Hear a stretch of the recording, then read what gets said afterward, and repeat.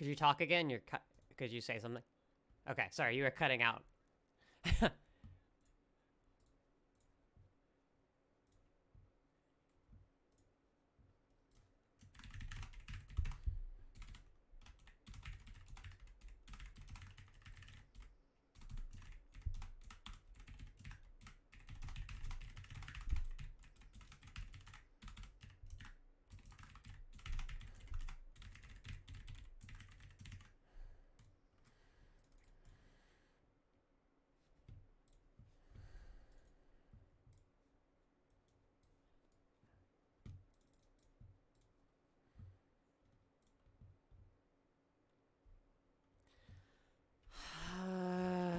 Okay.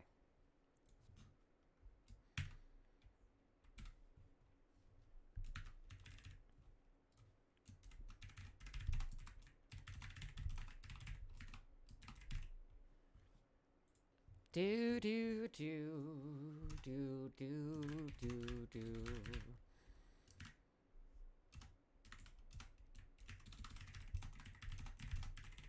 Okay, right. So now I haven't done any prep for the episode proper. Sorry. Fuck. I really. Now I'm the moron that I was just railing against.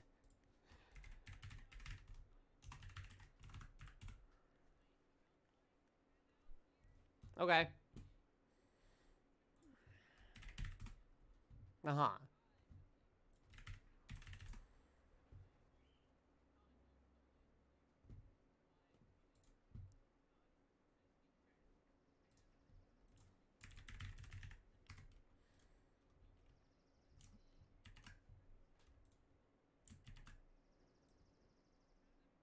Yeah. Yeah.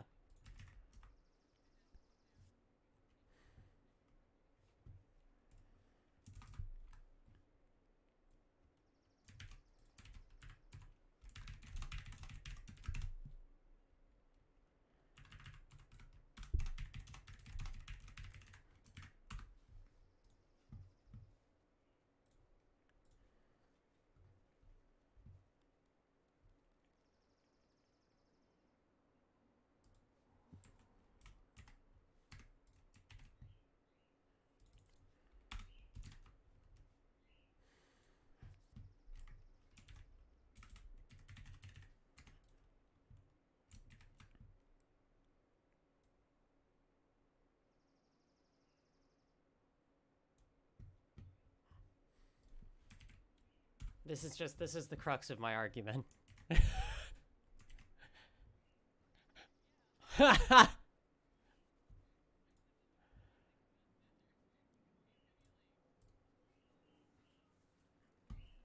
Yeah.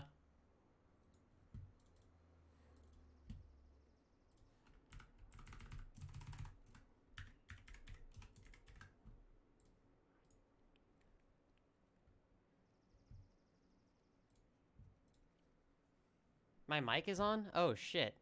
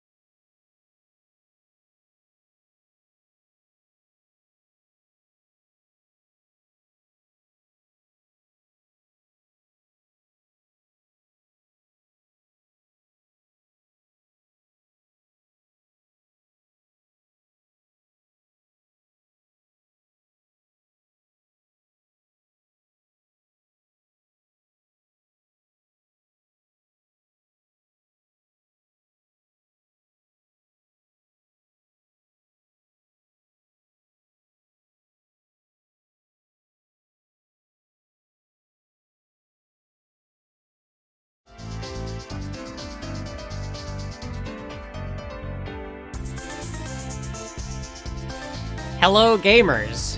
It's time for the Perfectly Generic Podcast. The Perfectly Generic Podcast contains spoilers, occasional adult language, and Vriska. You've been warned. This is Pgenpod live at... Hello, Kate, it's gamers. This is Pgenpod live at Stuck at Home Con 2019, an online con experience for people who want to talk about Homestuck but don't want to leave their house, which I think is a very relatable sort of... It's an honorable mission. I'm here with Gumi, president for life of the Perfectly Generic Music Team. Hello, everyone. Gumi, it's so good to have you. How's your SockCon experience been? Stressful, but fun. So I want to talk a little bit about this event before we start to get into things. Which is when did this, can you talk me through, how it inspired this idea and, how it's been preparing for it?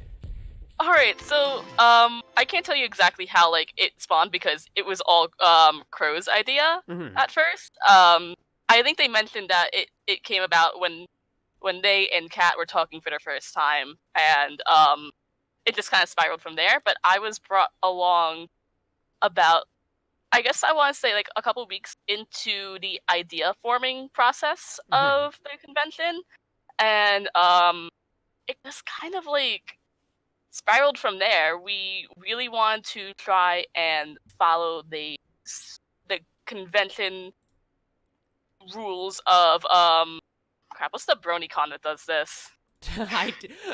Bold of me to assume I know anything about bronies. It was a rhetorical question, but hold on. There's a brony convention that is held online, and we wanted to do the same thing as them for Homestuck, basically. So Crow went and actually asked the person that ran that, questions about how they ran it, and we set it up basically the same way as they did, except we also added an artist alley. They just focus on panels. They don't even have an artist alley, at least from what I know. They might have added it this year, but that's what I know about last year's. Well, Homestuck artists have been scared off of participating in real artist alleys. For years. Yeah. So we have since we last did the show, Viz Media sent a significant number of takedown requests to people selling fan art merchandise on Redbubble. Which I first saw by the incredibly thematically appropriate takedown of them sending a cease and desist to an image of crucified Gamzee. And so personally, I think that the image of our fan resistance to this decision by Viz should be, the crucified Gamzee Makara as the crucified Christ. Viz Media crucified this clown for our sins, and I think it's time for the crucified Gamzee to rise up and come back and be the savior of Homestuck fan merch.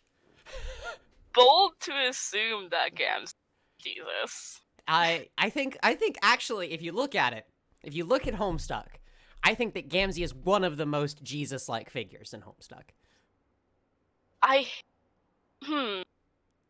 Yeah, but that doesn't make it good. It doesn't make me want to like that. It's important to understand the religious reading of Homestuck. But Gamzee is, he's a part. I would say that there's an analog between Lord English and the Trinity, right? Oh god, yeah, there is. See, I don't think about religion that much, so, every time you say this, I'm just making, little string connections in my brain that I never really wanted to, and it just makes sense now. Well, okay, so, Caliborn is the father, Gamzee is the son. Or wait, Gamzee raised Caliborn, so I guess Gamzee's the father. Yeah, Gamzee's the father. Caliborn's the son. And Arqueus is the Holy Spirit. God, I hate this. You mean the horsey spirit? Yeah,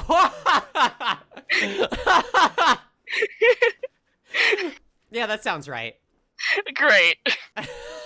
Alright, so we got that settled. I think is the Condess Mary Magdalene? Yeah. Sure. Yeah, I think so. That's normal. Sure.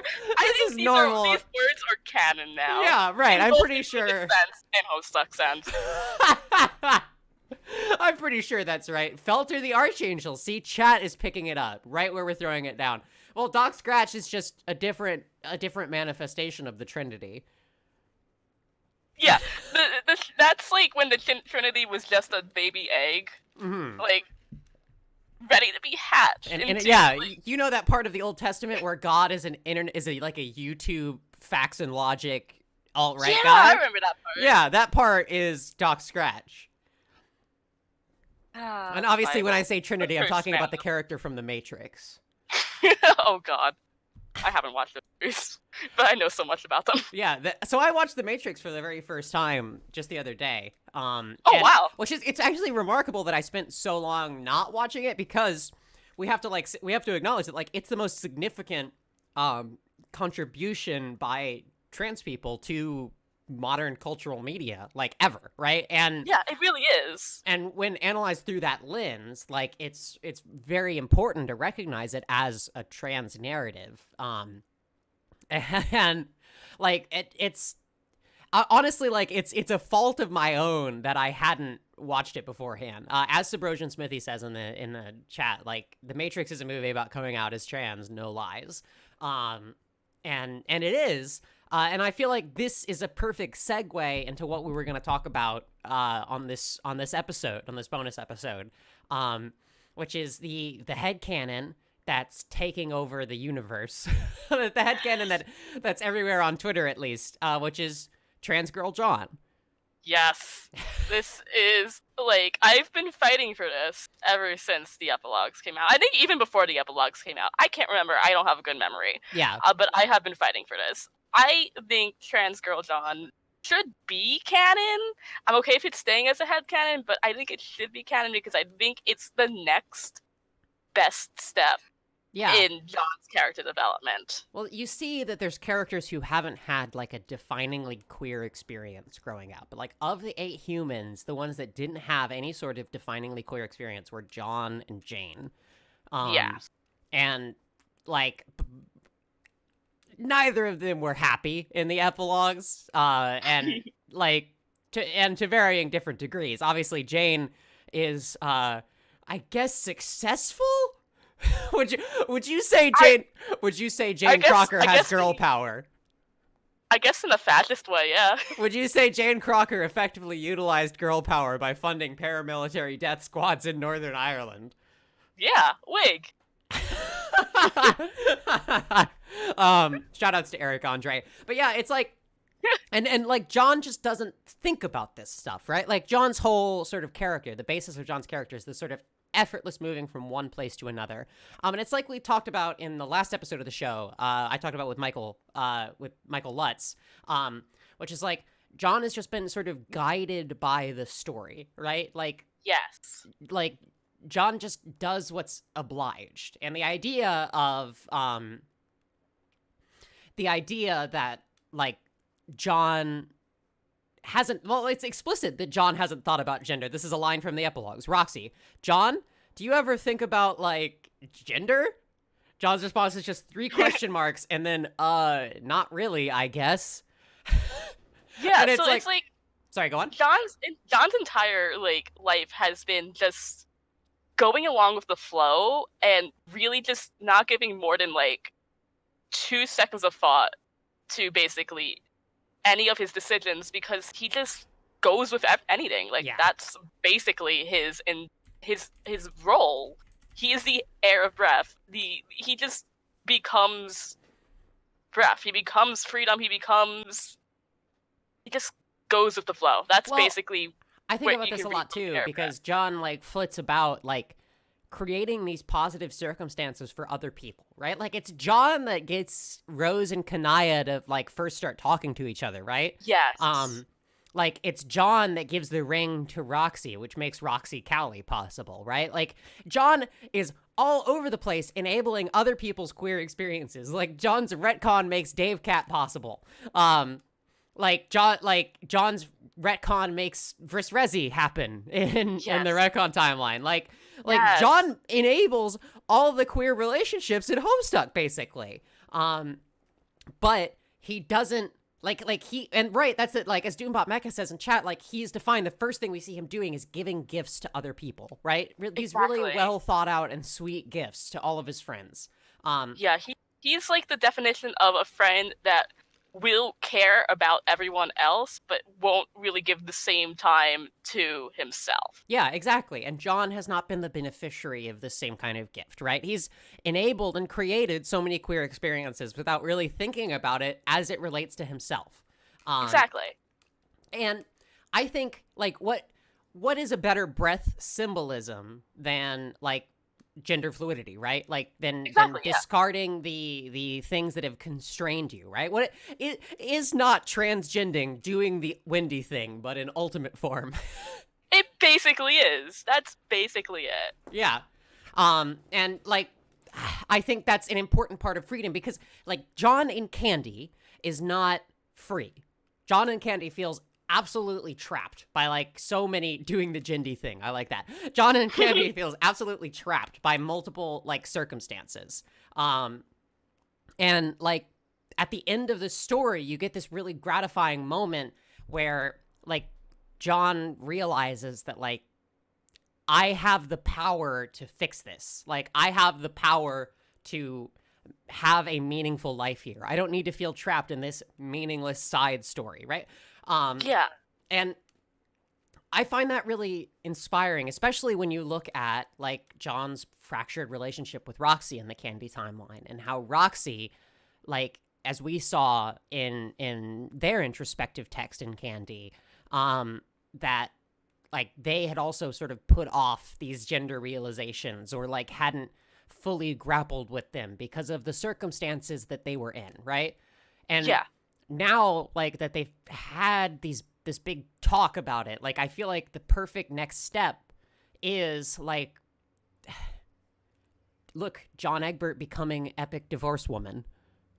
Oh my god. And you know what way I would love to see her just go about and, like, realizing this? I would want her to do a Vriska where she talks to herself, another version of herself, and everything kind of, like, falls into place. Because what would be better than John Egbert talking to, like, either, like, an alternate timeline version of herself, or, like, some, like, retcon version of herself, and bringing herself that freedom. Yeah, absolutely, right. Well, and there's a lot of, and that would even further the parallels between John and Vriska, I think. Exactly. And because, like, I think that there's a lot of trans reading, as I've talked about a lot on this show. For those who aren't familiar, like, I'm a pretty big interpreter of Vriska as trans. And, like, I think for, like, the epilogues make this sort of point, sort of repeatedly, that, like, John, Vriska, and Terezi are these, like, characters that are set apart in terms of narrative importance and, like, realness, right? Like, all the moments in Candy that, like, are real, are about John, Vriska, and Terezi, and, like, everything else sort of feels fakey almost, right? Mm-hmm. Yeah. And, like, that's, and I agree, I like your idea of, like, John actually, like, because John doesn't introspect, right? Exactly, like, yeah. John is just continuing to, like, run and exist. Like John has just continued to, like, go with the flow at all times. And yeah, like Kansas just got gayer said in chat, John only interacted with other Johns because he had to go get shit done. You know, he disregarded the other selves because he was busy. Exactly, yeah. and it's like, I think that it's a perfect next step for this character. Like, I think that it's perfect for John's character, but also I think that, like, even if you, like, once you take that understanding of John's character, and you also look at, like, what does that mean for Homestuck, right? Like, what is Homestuck? I think that Homestuck has, throughout its life, been this, like, courageous and groundbreaking thing, right? That has always been willing to push new boundaries of, like, what is represented in media. And you go to other media after Homestuck, and it just feels like like when there's gay characters, they're minor, like, or they're constantly getting fucked over. Shout out to the new EVA subtitles on the new Netflix version. Yeah. Like, and part of what I think was a lot of people's very justified frustration with the Homestuck epilogues was like how in its illustration of the characters' like failures to escape their flaws, it had a significant number of like the gay characters, or like characters sort of take a step back in terms of like understanding their own queer experience. Yeah, definitely. And like it's and I here's the thing, that's the line of analysis, that's like the line of frustration with the epilogues that I most understand.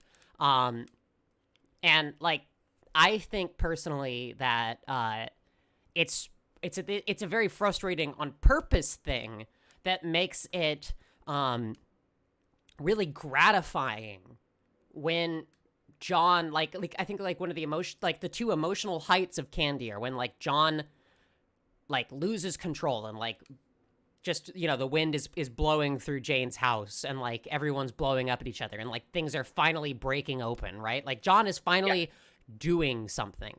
And then also Vriska's arrival means that things are happening, real things are happening. Yep. And like it's like it takes John doing something to actually like save Candy. Exactly. It's like John doesn't know how else to like exist right now other than going by the flow and going with the flow, and letting John, if John actually like did stuff, it seems to not feel right to John. So like that's why I feel like we don't see a lot of John acting like, you know, out of, except, you know, of like going by the flow, if that makes sense. Well, and you see in Meat that John literally goes with the flow to his death, right? Yeah. like John just sort of like accepts this fate and duty and just sort of unquestioningly like proceeds to die. Exactly. Like I feel like what John needs to learn is how to be the flow and make the flow part of him. Yes. So he includes himself. Yeah. Finally. Don't just do the windy thing. Be the windy thing. Exactly. Like being an heir is becoming your aspect, basically. Yeah. So and he's got part of it down. Yeah, and there's people in the chat saying I want to see trans John fic. God, I want that so bad. Yeah, and it's like, well, so Griever and David Turnbull, Trace Excalibur, who is a Friendstem writer, are both on Twitter posting some like really, really cool microfics pretty regularly, which I think is fantastic. And yeah, you can like some of these are just absolutely incredible, and like you actually get as you were saying earlier, like one of Trace's fics was about John having visions of other selves and seeing that some of them are girls, and then having a moment about that. Oh God, that's so good. Yeah. I feel like if John was just exposed to multiple instances, like all at once, like give him a rose brain blast, and I feel like a lot of things come out of that. I feel like he'd be able to finally take some steps forward. Yeah. And it's like, well, and you know, you see, God, you see, like, yeah, Nell's doing fic as well. Oh yeah, I've been reading parts of that. It's very good. Yeah, like I'm so happy to see this explosion of fic and art that have happened in just the last few days about this reading of John.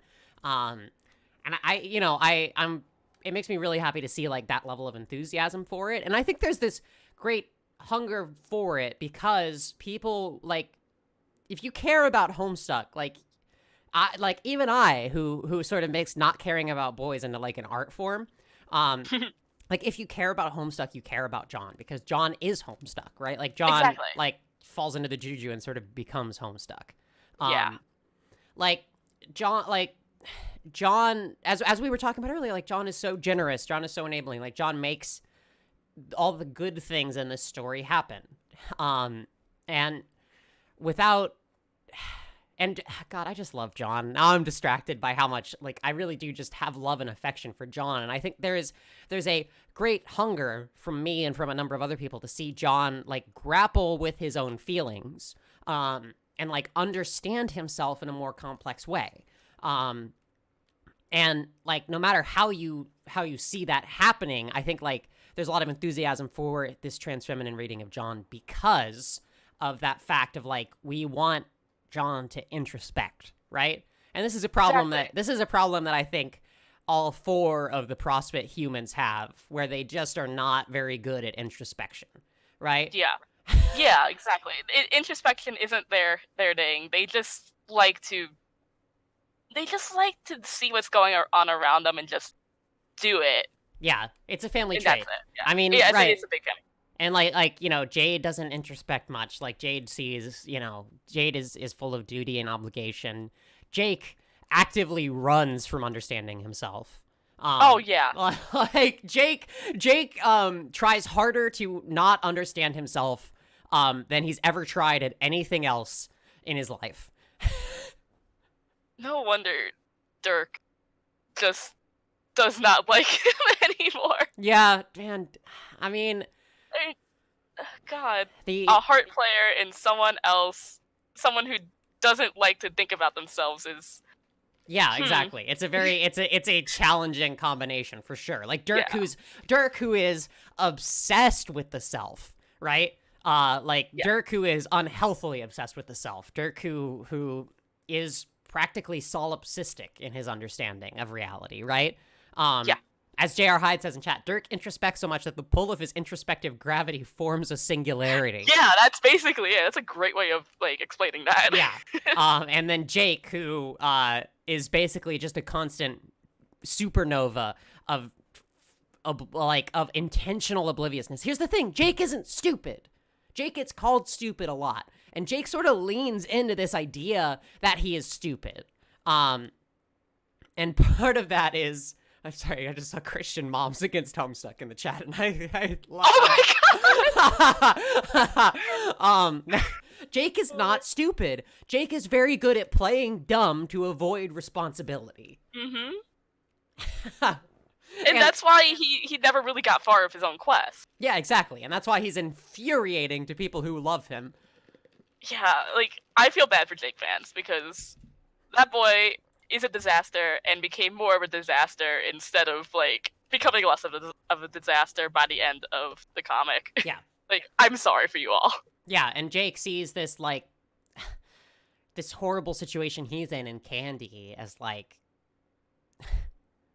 as a duty, right? Like, all these fuckers are so obsessed with duty that they don't, and, like, Jane has inherited this idea of duty. I mean, she was, like, supposed to inherit the Condes's empire and still, like, never really left that mindset, right?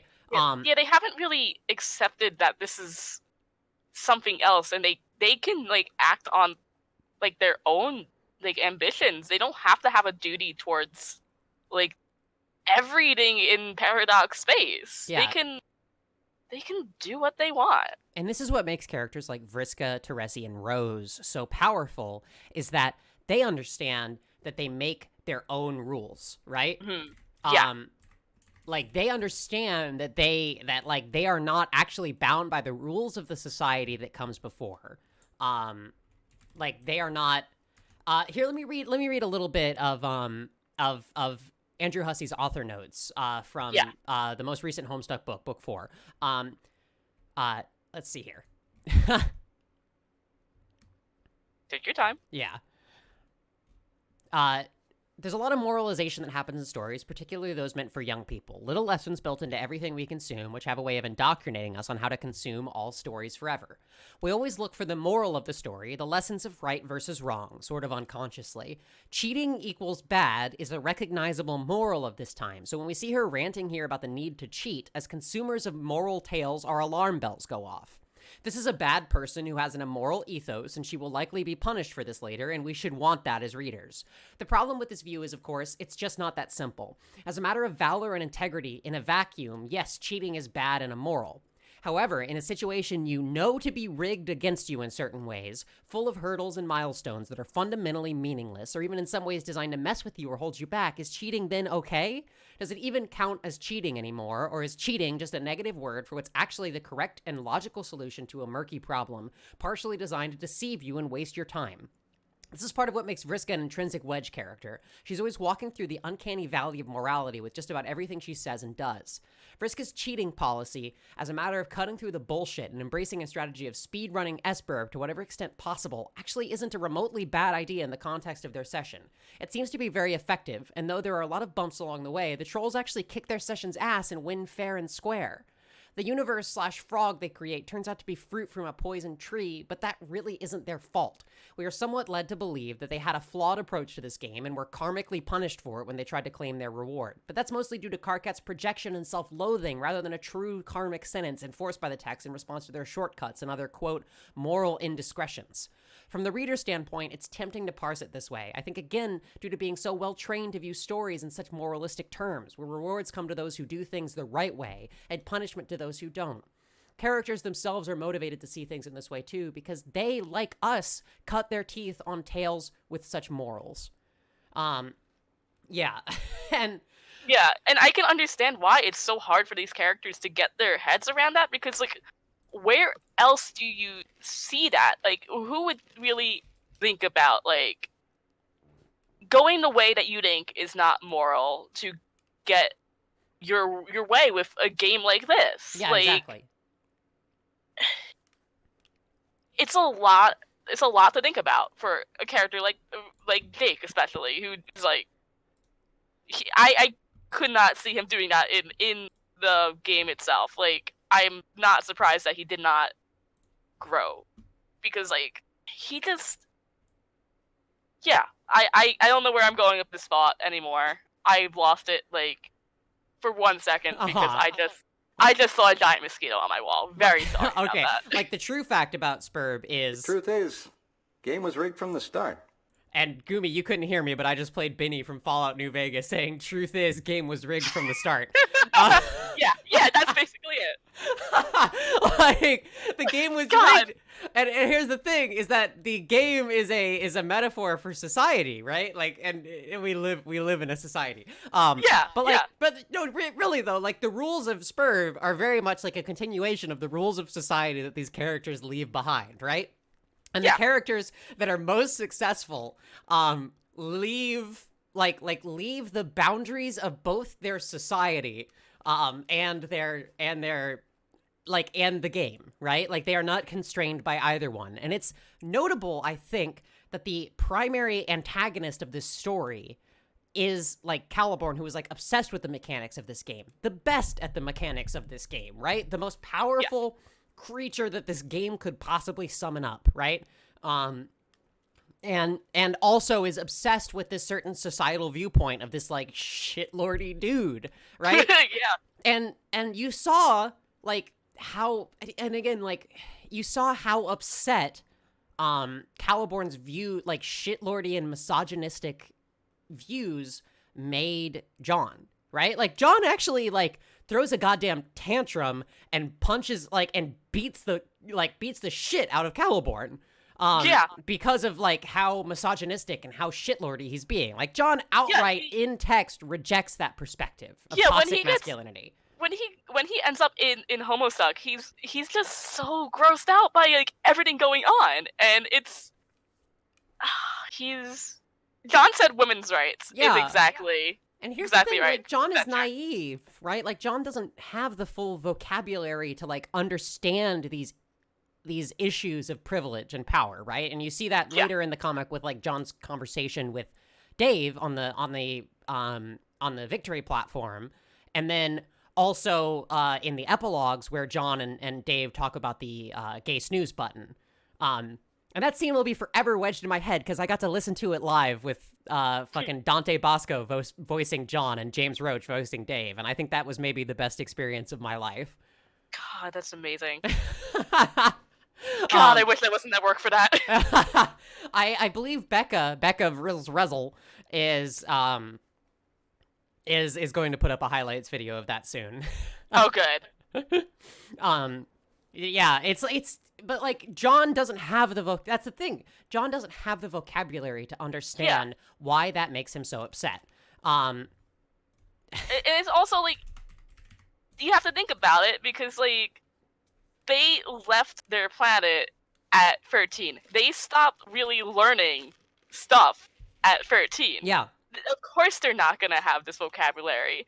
They were literally teenagers. Yeah, exactly. Who knows shit at age 13? I know I didn't. It's totally understandable. That's the thing. That's the thing is that like that's what makes John so sympathetic. Exactly. And I don't usually get super personal on the show, but like I'm someone who didn't understand what being trans was. Like growing up, because I grew up in the woods in North Florida. And like I wasn't on Tumblr growing up, and also like I was just like a little bit too. I like almost missed like this sort of new generation of people like talking about queer issues like really openly on social media, right? Like I didn't know where to find that community. I didn't know where to find these definitions, and I didn't have the words to understand how I felt about myself and my own relationship to gender, right? Like I didn't even really think about it as like I didn't understand that being trans was a thing you could be, right? Yes, I had the same exact experience. Like, I figured out that I was trans very late in life because, like, despite living in literally New York City, I live in the most Republican area, so this stuff was, like, never talked about. I never saw it on TV. I never heard people talking about it. It took me stumbling upon Tumblr one day to even find out that being gay was a thing. Yeah. I didn't even know about that until like I was 13. Mm-hmm. And for me, like it took working in politics, actually, working with my local Democratic Party and getting involved then with the like LGBT caucus and like actually thinking for the first time and like meeting trans people in real life for the first time. Like I went to a fundraiser for a trans city council candidate in Orlando. And I kind of had a freak out moment where I was like, oh shit. Right. And it's like, I guarantee you that John doesn't understand that trans is a thing you can be like until like, and like Roxy and Callie don't tell him before he goes off and meet.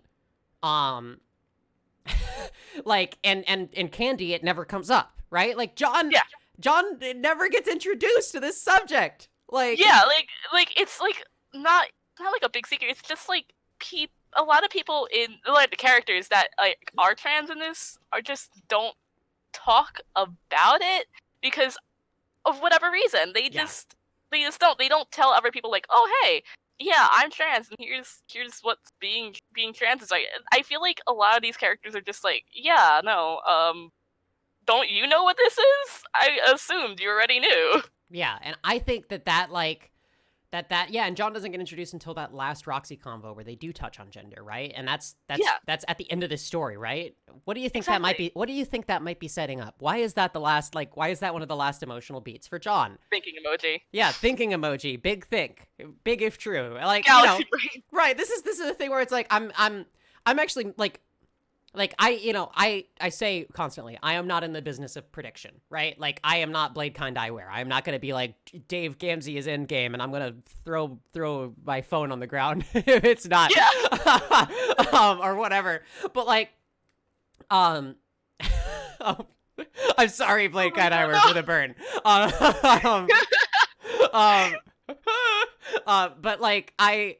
But I do try to think about like what is the next step like for these stories, right? Like what would be a logical next place to go to, right? Like what do we think is being set up by these stories that we've seen so far? And I do think, right, like again, this is far from just a like out there headcanon for me, right? Like I actually I find it integral to like how I'm reading like to how I read this character and how I understand. And I think that every person who's ever been a closeted trans person understands like John in both Meat and Candy being like, I'm not happy and I don't understand why. Yeah, that's exactly it, because that's like the exact reasoning why I relate to John so much. Yeah. I had the same exact experience. I just want this to be the end game for John. Yeah, absolutely. And like we saw in there's a little bit of sibling similarity because we saw in the narrative text in the epilogues that like Jade also didn't understand that like being non-binary was a thing that you could be, right? Like the narrative text directly calls that out when she's talking to Roxy and Callie. She didn't know that, and she specifically would have liked to be that when she was younger, right? Like which really tells you like that's not a like cis person's relationship to gender that Jade's thinking about right there. Yeah, exactly. And like I'm hoping that eventually, once we actually get some Jade writing, that we do see non-binary Jade. Yeah.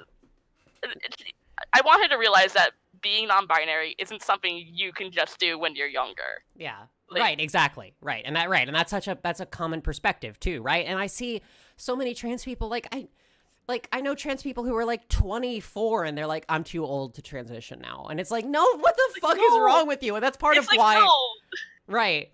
And that's part of why I want that's part of why it's so important to me to have seen. That's why the scene with Roxy in Candy was one of the most important scenes in any media I've ever read.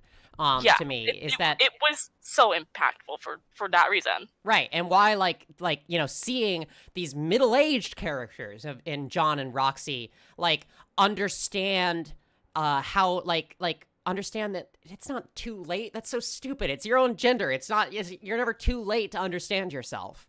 Exactly. Like, everyone's experience is different. Like, no one should compare their own trans experience to another person's trans experience, because you're not that person. Yeah, exactly. Your experience is your own. And if that means that you figure it out later in life, even if it's like at 50 years old, that's fine. That's not late in life. That's just when you figured it out. Yeah, and this is an incredible point in chat, because I was just thinking about this. You have to remember that a lot of these Homestuck epilogues are about the characters trying to be human and failing because they're gods, right? Yeah, exactly. Like they are gods, and Subrosian Smithy mentions that Jade merges with a male first guardian and becomes a divine androgyne. Jade, this doesn't mean anything. And it's it's true, right? Like gods, as we traditionally conceive them, do not have strong attachments to gender, right? You look back, you they're gods, right? They are. Yeah, they don't have to care about gender. Exactly, and you look at the Jewish conception of God, and that is not a the modern Reform Judaism conception of God is not a force that is not gendered, right? That is commonly understood and talked about as he, but is actually something that transcends gender, right? And I think that's true of the gods in Homestuck too, right? And it's just that a lot of them are intentionally suppressing their own understanding of it, right? And you see that as well, where a lot of characters are intentionally suppressing their own understanding of themselves to pretend to be human, to pretend to be, to live out these mundane fantasies of a normal life from the society they grew up in, right? They are not acting like gods. They are acting like they're acting like traumatized people who just want to retreat into what they knew before. Exactly. I was gonna say they're acting like they're acting like they're gods that are basically dressing up as kids that don't know anything, when honestly, they don't know anything. They're just gods that don't know anything. They need to get out there and just talk to each other. Yeah, exactly. That's it. And they have to sit down and have a nice little group discussion with literally everyone on Earthsea and figure things out. All right, everybody. Yeah, it's Earthsea is a group project where really only a couple people are trying. Exactly. What we need is them to go to the local LGBTQ center and just sit down for LGBT history 101 and just let them understand. Right, and here's the thing is also they don't engage with the culture of this world that they created in any meaningful way. Yeah, we see that from John so much. I don't know if John got out at all for the past couple of years he Well, was I gone. think it's very interesting and very important that like the first we see of John in the epilogues is that he is surrounded by these like salamanders, these like very simple creatures that are all Yeah. acting out these impressions of like heteronormative human lives. You know, they're wearing hats and like living in Yes. houses with mailboxes and raising kids, right? Like he is literally retreated into a simulacrum of heteronormativity. Oh my! He really did. He just surrounded himself in the most basic ass heterosexual, heteronormative area he could ever be in. Because, like, I mean, obviously the salamanders don't know what else to do because they're just salamanders. They're Right. just game concepts Well, that and really. remember, they were John's consorts. Yes. So yeah, that makes it even more like, my God. Loas John is a just- microcosm of white suburbia, as Coe says, and like I think that's right. Like John, Yeah, that's like, exactly it. like John inherits this sort of suburban conception of self, this typical conception of self, and like, oh man, like all these kids, they're just continuing their suburban existence, right? And it takes transformative action and it takes an outside perspective. And part of it is that like it takes the troll's perspective to improve humans, and humans that disregard the troll perspective fail, right? And the trolls that disregard the human perspective also fail, right? And it's like, this is all a metaphor for how communication and understanding and empathy can help us not just understand ourselves, but understand each other and make a better society. Exactly. Ugh, And God. and you can embrace being a god and be a benevolent and interesting god without being Dirk. And I think that's very important to note, is that like Yeah. in the end, like Dirk is the exact opposite end of the spectrum in terms of problems, where he has a self-obsession. Like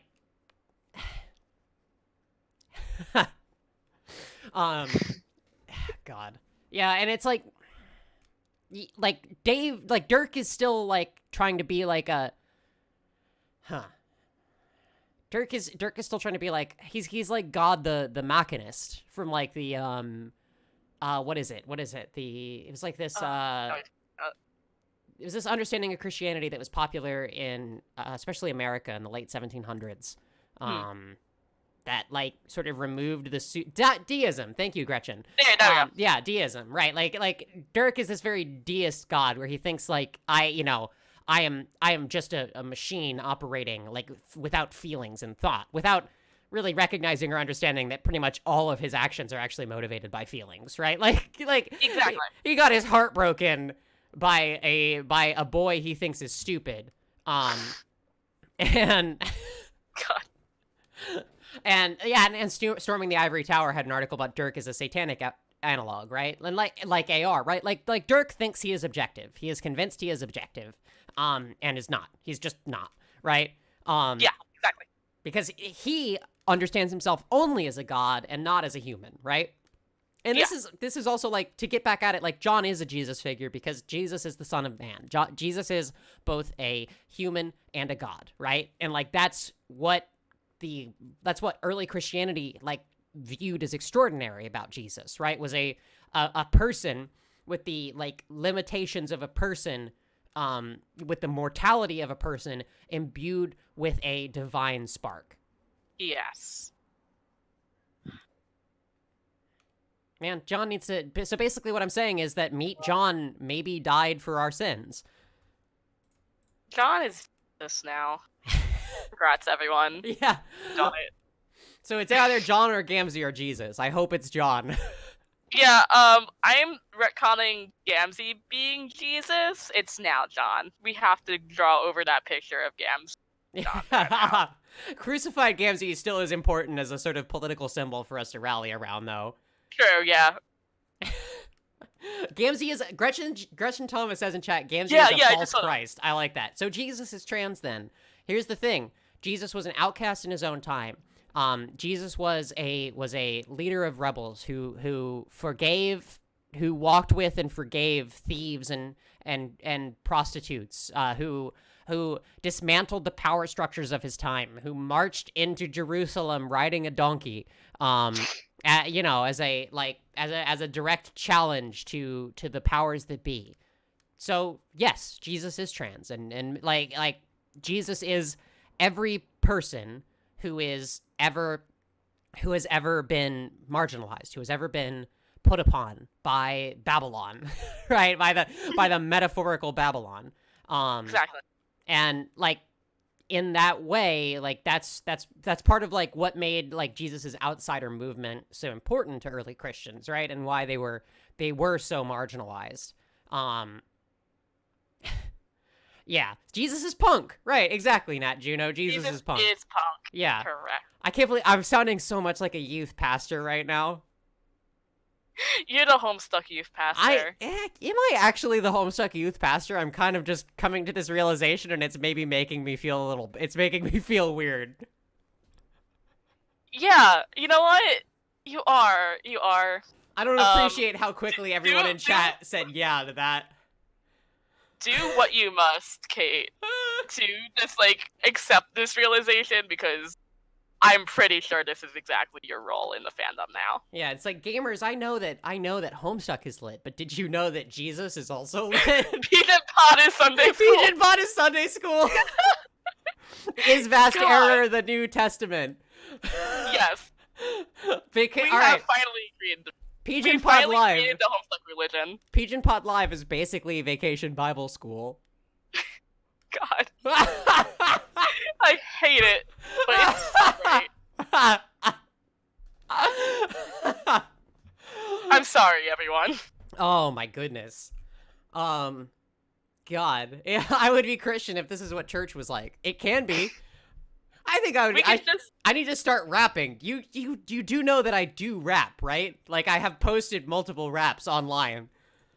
Like, Kate raps. Like, we just need Kate, do a rap right now, and we could just canonically say that this Homestuck is just Christianity, but better. My name's Kate Mitchell, and I don't freestyle. I can write you a song, but it'll take me a while. There we go, that works. That's perfect. Alright. So I don't freestyle.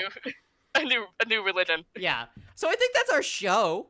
I can't think of any better way to end it than on that. I'm Kate Mitchell. You can find me on Twitter at twitter.com/gamblignant8. You can find my main, where I talk about Overwatch League, politics, water sanitation committees, and various other insane things at Kate Mitchell WA. And you can find this show at perfectlygenericpodcast.com. This podcast is on Spotify, iTunes, the Google Play Store, wherever you get podcasts. Personally, if you want a podcast client if you use iOS and you want a podcast client that's free, developed by an independent developer, and beautifully designed, I recommend Overcast by Marco Arment. And the Perfectly Generic Podcast is on the Overcast podcast listing. And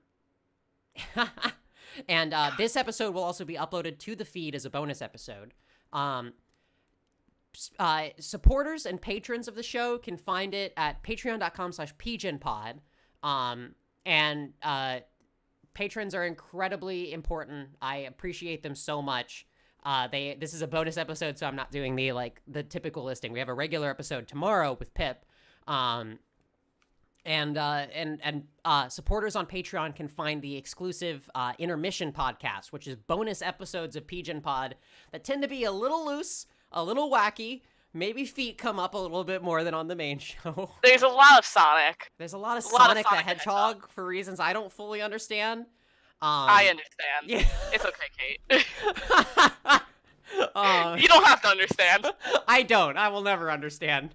Yeah. Gumi, where can folks find you? You can usually find me in the marshes around your house, or if you'd like to actually talk to me, you can find me at IRLGumi on Twitter.com. Mm-hmm.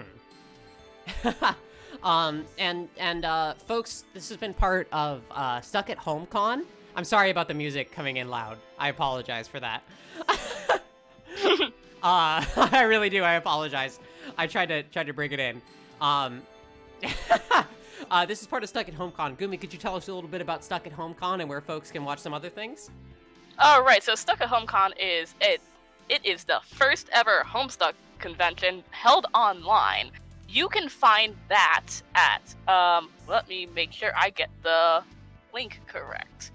Okay, so you can find info about the convention at www.sawcon.com. That's SAHCON.com. And you should be able to find a link to the server that everything is going on at, like, in that website. We are doing, I think the next panel after this is going to be Friends and Fandom. Going to be a Parkalicious panel. I'm also doing a panel for Hive Swap at 5 p.m. Eastern. That is going to be me playing Hive Swap for the first time, because guess what? I'm one of those losers who has not played Hive Swap yet. So come join me, like, at 5 p.m. Eastern time, panel room E. I'm going to be doing that. You can make fun of me for that. That's fine. And we also have a really nice artist alley with a lot of, like, really awesome artists. Like, we're all offering, like, con rate missions right now. I would absolutely suggest go checking that out, and, like, just tipping or just giving some money or commissioning like some of these artists, because they're so talented. Please just tell them they're talented, because I can't go up to everyone right now and do that, because I am also moderating. I just want to give everyone so much love. Well, thank you so much for your hard work making this happen, to you Thank and all you. the mod team. I had a wonderful time being here. I will upload this audio to the main podcast feed later. Don't know exactly when. You can tune in tomorrow. We're doing an episode on Snowbound Blood, a Vast Era Story, which is the visual novel game that me and a team of incredibly talented people are making, including Koei, who's in chat. The lead programmer for the game. Pip and I are going to be talking about the writing process and a little bit more about Cecily Opara's character, the ultimate MILF. Oh God! All right. I think that's all, everybody. Thank you so much for your time. Hey, y'all. You're sewing a Cecily. Wait, somebody in chat. Hello. Somebody in chat is sewing a Cecily coat. Are you gonna cosplay Cecily and murder me? If you cosplay Cecily, send me those photos right now. Yeah, I will actually die. Nobody's ever cosplayed one of my characters before. I will die. God. All right, excellent. This has been the Perfectly Generic Podcast, part of the Pgenpod network. Bye. Wait, hold on. What?